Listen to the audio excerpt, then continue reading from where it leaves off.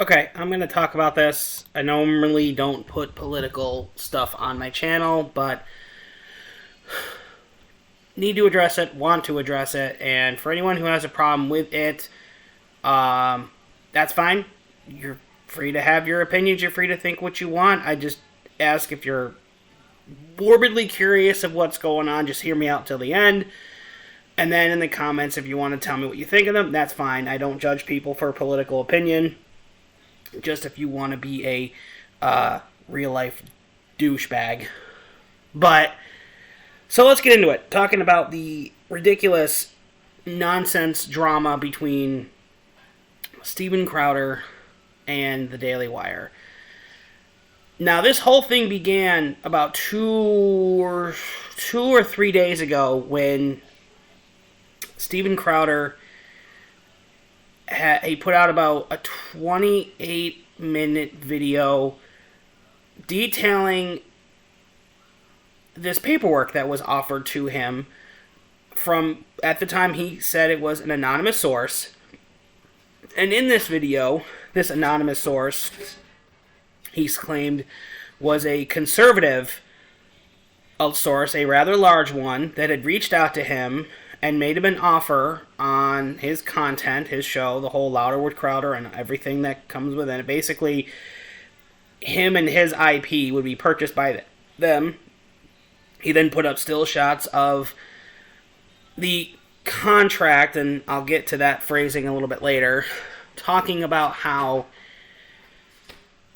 basically that this conservative company was beholden to big tech and YouTube and, somehow wanting to restrict his voice and the voices of people that are lesser than him, which I thought was really interesting to say the least, because from what Steven was showing us, if you weren't able to meet certain quotas of revenue and I'm sorry, not revenue, but of ads and sponsors, mainly reclaim the losses, or I think maybe even get new sponsors, then he would see a percentage cut from his yearly offer.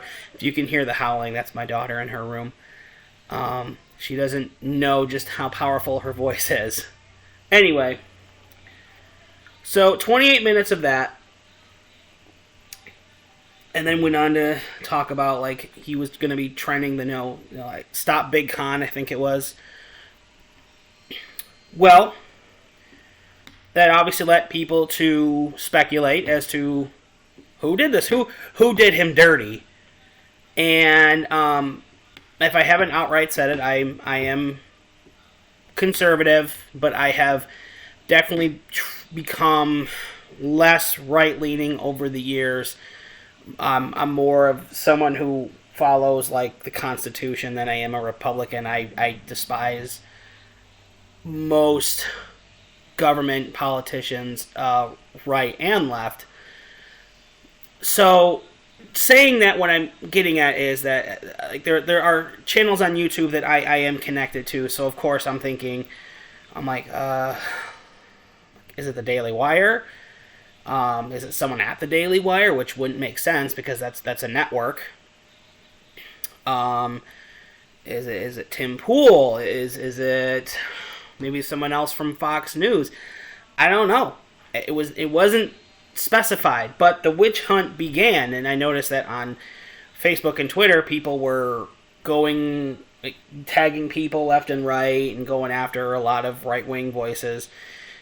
I'm like, why'd you do Steven wrong like that? And you're all sheep. You're all subservient to the man. And I will say right away, I respect what business is, and business should, at the end of the day, be on paper. And every time I've ever had any kind of business dealings, I left it purely on the table. And if at any point it became personal, I walked away from it. There have been a couple times where business proposals were brought to me that I did not like, and we agreed to go our separate ways, and didn't really feel the need to make a video where I was burying anyone because I felt like I wasn't having my worth appreciated. But that's not to say I couldn't understand where Steven was coming from, especially it made it sound like he was going to be under these people's employ and he was going to suffer because of it. Well, we didn't have to wait very long. The following day, Jeremy Boring, the co-CEO of the Daily Wire, issued, or I should say he put out a 52-minute video of which he showed in detail... sorry, my nose itches. It's very dry in here. It described in detail the parts of the contract that Steven was referring to and why he didn't understand why Steven did what he did. Now, this is where it starts to get a little hairy. This 52-minute video I felt was very informative. Jeremy did the right thing in my eyes by showing the contract, which, by the way, it was not a contract. It was a term agreement, I think it is, but it was not a contract. It was just paperwork issuing out what his contract could be, but this was not a contract. It was just terms, which is a very common thing. And Jeremy just showed what he needed to show. He went over the various things that Steven mentioned in his nearly 30-minute video, and he pointed out all the areas that Steven thought that he was getting... Basically, he thought he was getting the short end of. And I have to agree with Jeremy that Steven's logic in this makes really no sense at all.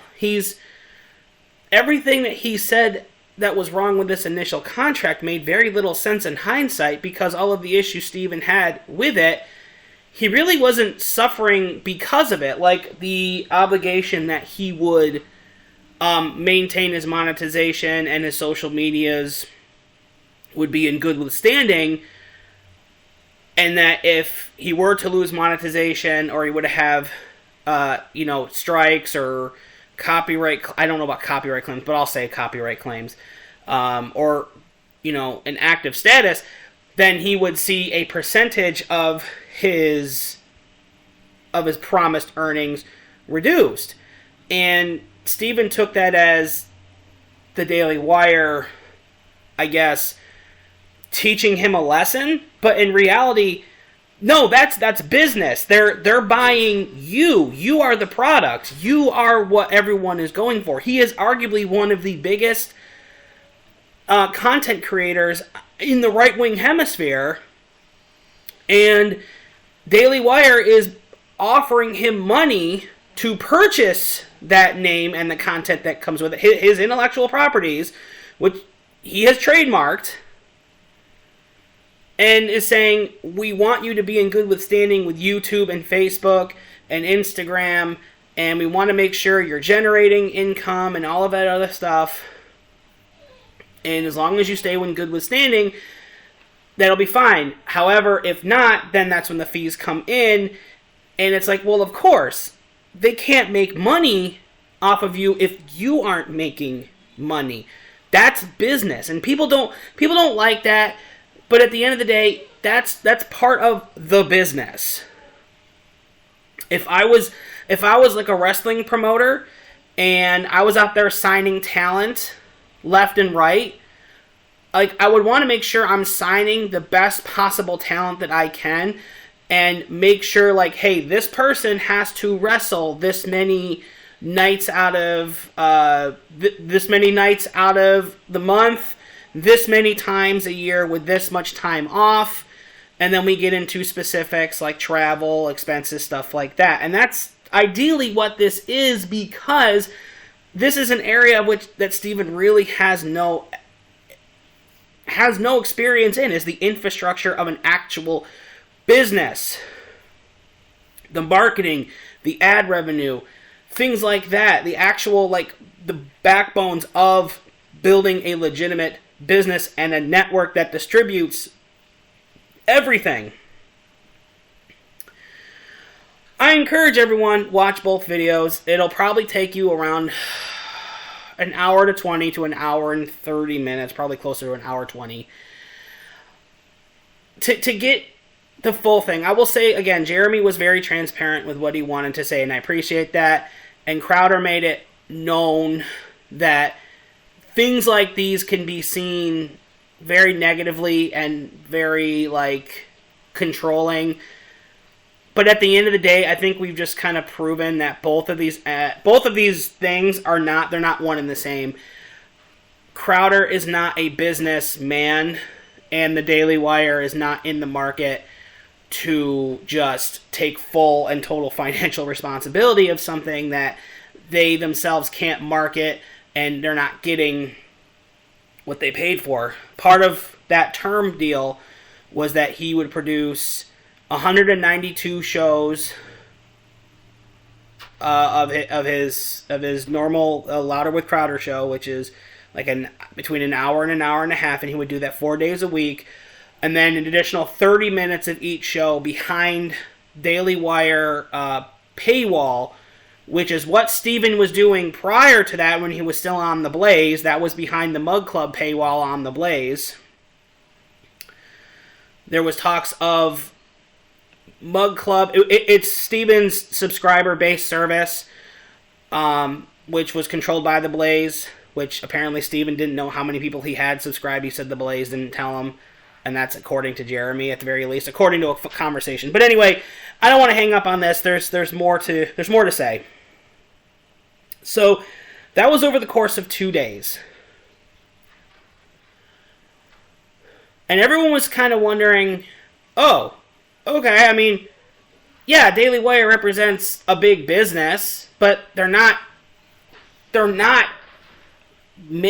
paying him like these slave wages that Steven is claiming. According to the terms of the deal, they were going to offer him $50 million over 4 years, plus an additional $25 million if he re-signed for up to 2 years.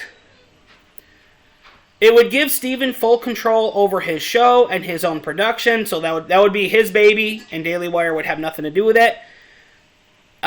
He would have to keep all of his social medias and YouTube accounts in good outstanding, I guess, status, meaning he couldn't be demonetized, otherwise they can't make money. Steven would have to hit that quota of his shows, and if you did the numbers, that would give him 4 weeks off a year, and he would only have to work 4 days every week, and that's yeah. So the idea of him not being able to do that seems very unreasonable, especially when you go back and watch some of his earlier content where he's doing a lot of Change My Minds or Crowder Confronts, where he clearly has the time and the resources to fly to these areas and confront people with the cameras and, all the the expensive tech equipment and stuff like that. So basically what they're saying is, we're going to buy you, we want you to produce the product that you're producing, but you're going to do it for us. You're going to make money. We're going to make money. And again, $50 million up to 75 over 6 years. And that's not counting any extra days that if they were to ask him to film, or any times that they would, let me back up, any other additional times where they would ask him to come and film something where they would pay him. He would then be required to do at least one documentary, I think within like a calendar year, maybe a little bit more, which is not surprising considering most of the people who are on Daily Wire have already done that, and which would be at the expense of the Daily Wire. Well, Steven came out and said this was all very controlling, and then Jeremy responded and no, this is an actual deal, a binding in contract. And Steven's problem was that he didn't want to have to bear any of the risk, but he wanted the benefactor. He basically, in my eyes, how I looked at this, he wanted the guy with the big checkbook that wasn't going to ask questions. He wanted rich Uncle Moneybags to come in there with like the giant cloth sacks with the dollar signs on there, and he wanted someone to give him ridiculous amounts of money, who are going to oversee his entire likeness and IP, and they were going to assume all of the blame, and he was going to receive none of the consequence, or at least that's how it looked to me. So knowing that, I was like, this to me is just like fire and water, or however you want to say it. They're just not going to go together. You know, one of them is a business, one of them is more freelance, does his own thing, and that's fine, and just left it alone. Well, it didn't stop there. It blew up pretty fast over like the next 24 hours, because then Crowder released a 15-minute video in which he started it by playing on a Talkboy, which I thought was so ghetto and so awesome at the same time. Let me know, comment section, let me know. You remember having a Talkboy? I remember growing up, my parents couldn't find the Talk Boy, so they got me the Talk Girl, which was fine. I thought the color scheme for the Talk Girl was awesome. It's basically a Talk Boy, just in like purple and like sharp pink. I'm like, that's pretty cool, actually. But anyway, yeah, let me know if you know what those are. Anyway, it was a select part of a conversation that he had recorded with Jeremy, and then in that conversation, he had mentioned, like, Crowder was talking about new, like, younger, smaller conservative talent coming up through the ranks, and, like, what would they have to do with a deal like this? And Jeremy had said, well, I guess, you know, they're just going to have to come in, bust their butt, and make and be wage slaves. And, like, and that was the premise of this video, was, like, what about the younger talent? What about them? And he spent 15 minutes talking about that. I'm not going to... There's nothing really to dissect here. Except the big thing was that this was a recorded conversation that he had with Jeremy, without Jeremy's knowledge, a week before this whole thing even began. Now this is where the timeline really needs to start being formulated to understand, at least where I'm coming from in all of this. Because I was just prepared for all parties included to be like, you know what, maybe this whole thing was just a bad idea. Let the guys at the Daily Wire do their thing. Let Crowder do his thing, and they will achieve their own levels of success. This is clear that this is not going to work. This video, the follow-up video that Crowder did, in which he started off very smug, almost like it's funny, that he recorded someone that he called his friend on the phone. I don't know about you. I don't remember many times where I have claimed... I don't remember any time I ever had someone I call a friend record me over the phone without my knowledge. And usually, anytime I have heard phone calls being recorded, it's because there's usually an ulterior motive. And he referenced, again, a lot of this was just him talking about the younger content creators and like deals like this, and how the business that Daily Wire is doing is they're making them subservient to Daily Wire, and they're not growing because of this. It's not about the money, it's about the movement. That was his big thing. Now it's about the movement, the conservative movement, and how companies like Daily Wire would essentially hurt more than help. I'm like, listen, me and you talking, I don't care who you voted for. I don't care what you believe on Sundays or the other 6 days of the week, or if you don't believe anything at all. I don't care who you root for. I don't care what activisms you choose to get by. My thing has always been, I will always show you respect and kindness and courtesy until you're not able to give that to me. And that is when I start pulling back, and instead of treating you like a friend, I'm just going to treat you like just some guy on the street, and I don't want to pay any mind to for whatever reason.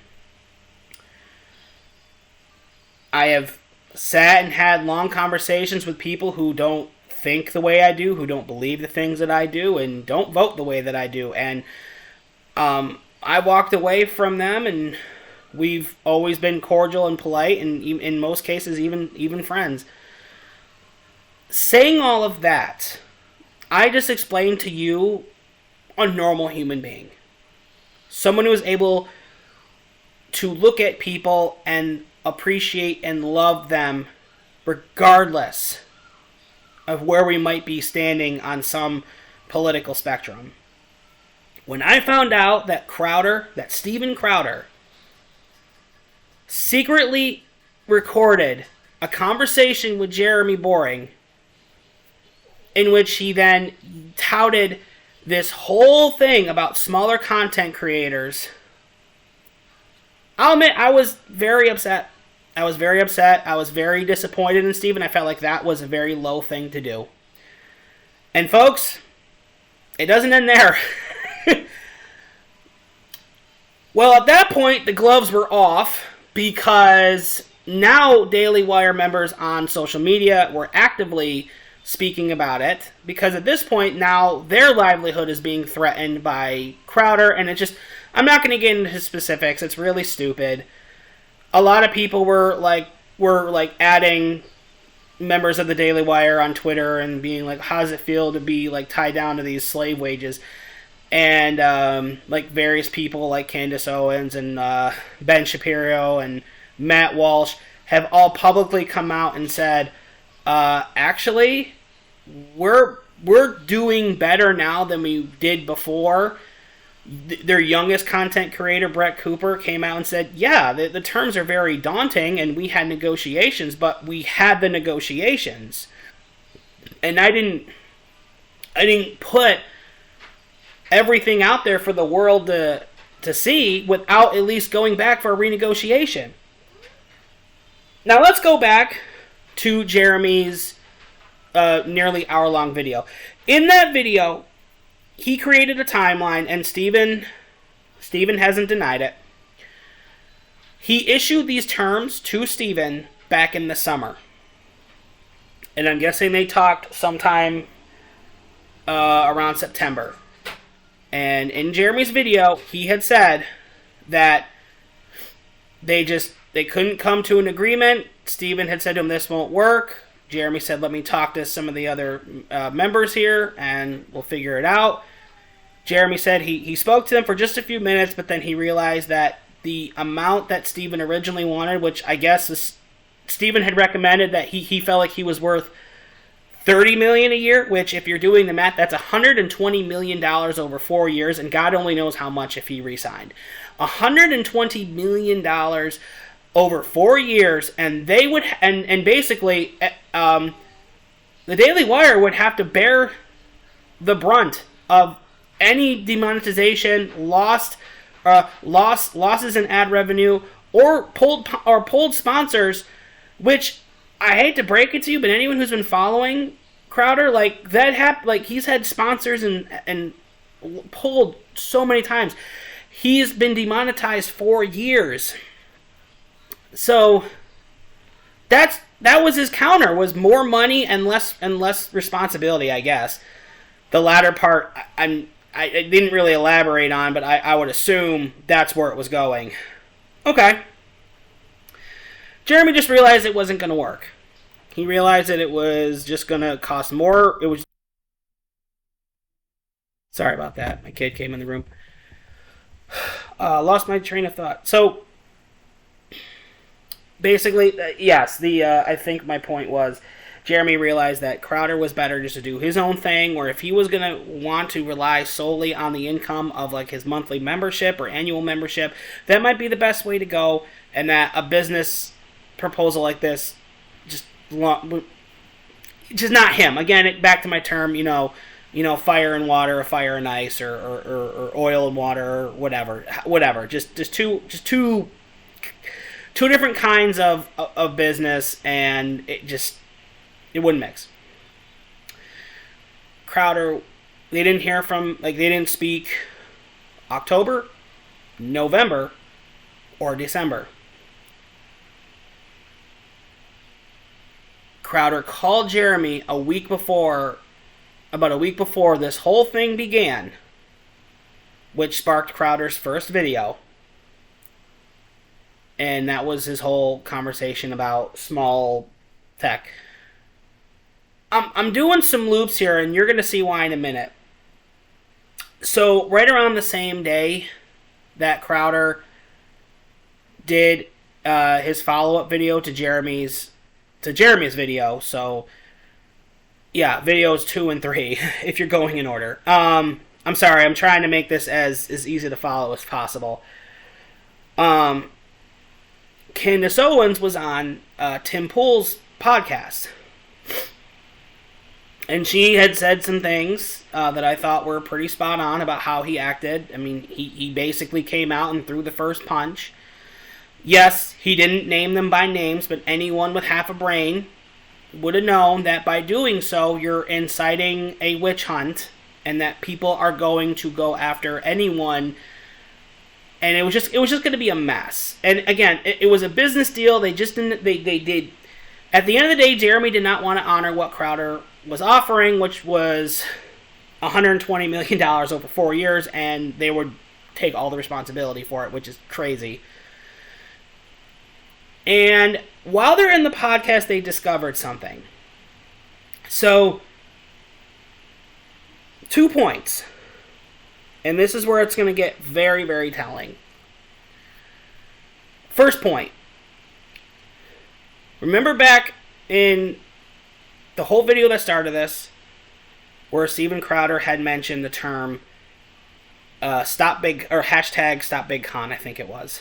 And he was referring to the con of that people at the Daily Wire are not all about free speech, that they are beholden to YouTube and all that. It's more like, no, they're trying to play ball so they can run a business and employ hundreds of people.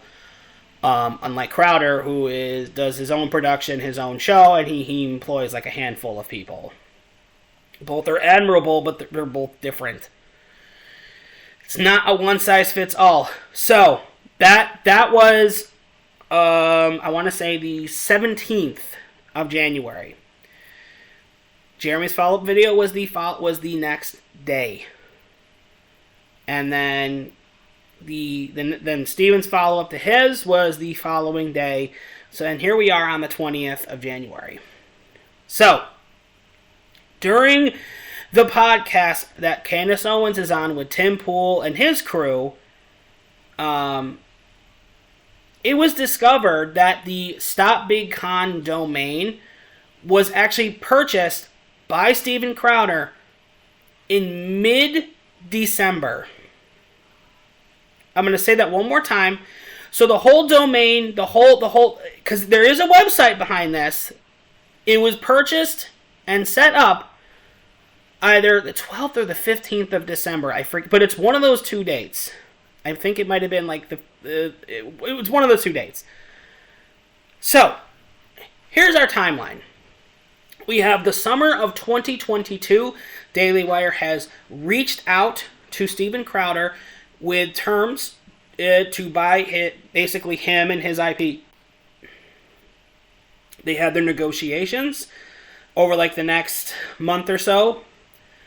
Neither of them could really come to an agreement. And then they went silent October, November, and then December. Steven, in the month of December, he usually does like a series of shows, and then he'll take a break through the holidays, and he'll come back in January or maybe even February. It depends. And one of his last shows, he did, I think it was the 12th or the 15th,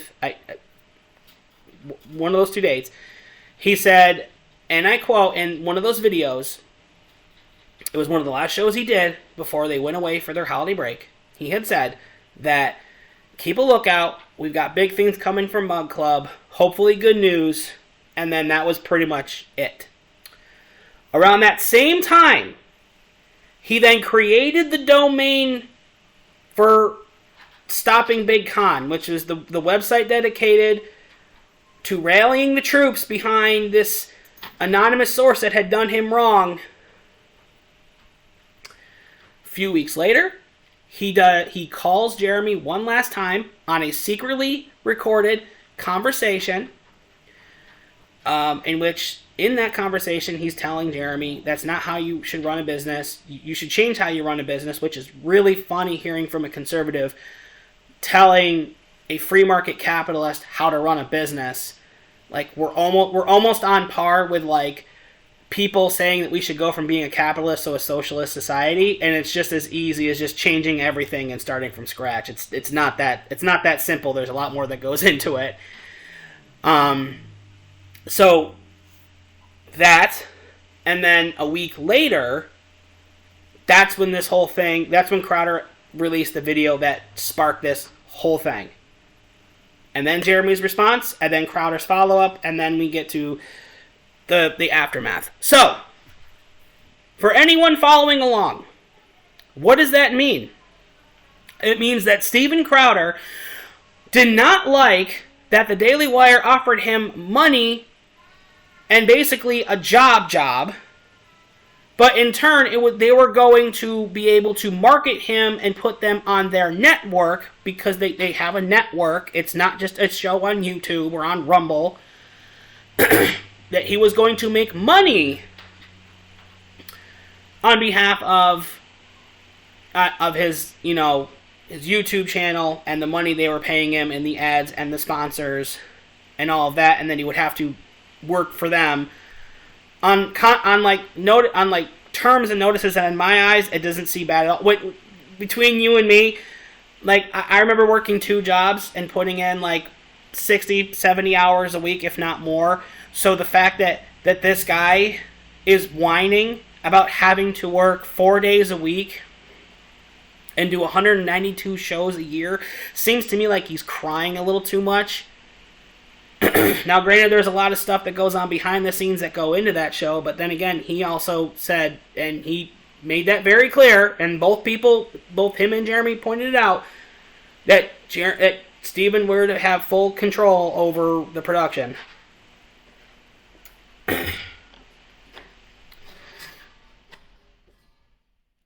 It means that this whole thing was staged. At least that's what it feels like right now to me. It feels like this entire thing was staged. It feels like this was all done for one of 2 reasons. One, I think it was an attempt from Steven to try to network himself and stage this in a way where he can then start his own private membership club, and if he really does think he's worth the $30 million a year, according to his 300,000 plus people that he claims are on Mug Club, and that's like $10 a month. And yeah, if that's true, and even Jeremy's like, hey, if you can pull those numbers, then continue to do that. Because that number also that number does not include overhead and costs and how much money is going to go into behind the scenes. So this whole entire thing, it was a show. It's very simple, and I'll dumb it down into less than a minute. Daily Wire offered him money to come and work for them because Steven was working for The Blaze. Steven didn't like it, wanted them to redo the whole thing. Jeremy considered it, but then after discussing it, he's decided that was not the way to go. Him and Steven it just wouldn't work. The risk was the full payout for it to Jeremy was that it was just too risky, and I agree. Months go by, neither of them have talked to each other, so at this point the whole conversation has kind of been swept under the rug. He then creates the domain to stop Big Con, and he hasn't spoken with anyone from the Daily Wire about these terms since, I would say, as early or as late as September. And then he calls Jeremy on the phone, secretly recording, talking about how he can't get the deal out of his head and he's still upset by it, and Jeremy's trying to talk to him about it, and Jeremy even said in his video, like, I could have handled it better, but he caught me off guard, and he was upset, and found out later on that Jeremy was upset to find out that that call was recorded, and that he said, I would love to hear the part where, we're talking about Christmas and our kids and our families and baby formula, but I don't secretly record conversations with my friends to turn around and then use it against them later.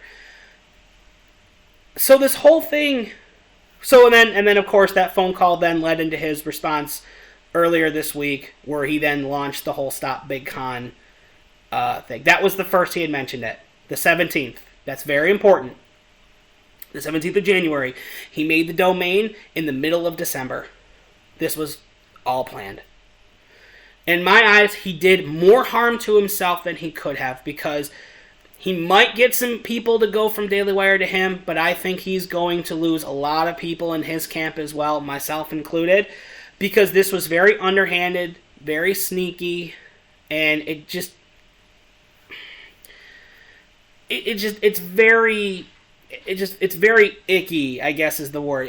The way he went about this whole thing, and made it sound like it was them trying to flex their money on them and control his likeliness and his properties, and that if they don't comply, then they're going to ruin your lives, and this is going to ruin the lives of everyone else, and they're in bed with YouTube and Google and all this. No. He said no months ago, and then he called them back. He called him back to complain. It was staged. Why else would he call months later when they already agreed that this wasn't going to work? Why would he call again, already making the domain site for Stop Big Con, which would be where he's probably going to, the new membership's probably going to start up anyway. What? You have to ask these questions. Like, it doesn't add up. If this was all a spontaneous thing, then why would there be steps made a month prior to this to where only he would stand to benefit? Anyway, that was too long. Anyway, anyone who's following this, let me know what you think. Me personally, I've had my fair share of this, and this definitely hurt me on Crowder for a while. Not a lot right now is being done to make him look good, except for his fans that are saying, "Oh, he didn't name the Daily Wire by name." And no, he came out, he threw the first punch. He just didn't say who the target was. He claimed he was under attack, and he in a way he was trying to claim he was like a victim. And you don't come out and say you're being held to a ridiculous, unfair slave ownership deal to a large conservative company, and people are not automatically going to assume the Daily Wire. That's pretty stupid. I mean, there's not many other larger companies than that, and everyone knows his history with Fox News. So it's like, he didn't have to come out and say it. Everyone drew their own conclusion, not to mention the negative responses that were going to follow. I'm like, again, that's the same thing as like March going to an angry mob and getting them even more pissed off, talking about how those people over there they're going to take your homes and they're going to take your jobs, and we can't let them do this to us, so we got to stay together and fight. Like, the only response is retaliation, and they don't know where it's going. So miss me with that nonsense. He should have just said nothing and left it alone, but no, he knew what he was doing. This was a 4D chess move on Crowder's part, and I'm curious to see what happens in the weeks to come. This is not good. Entertaining, but not good.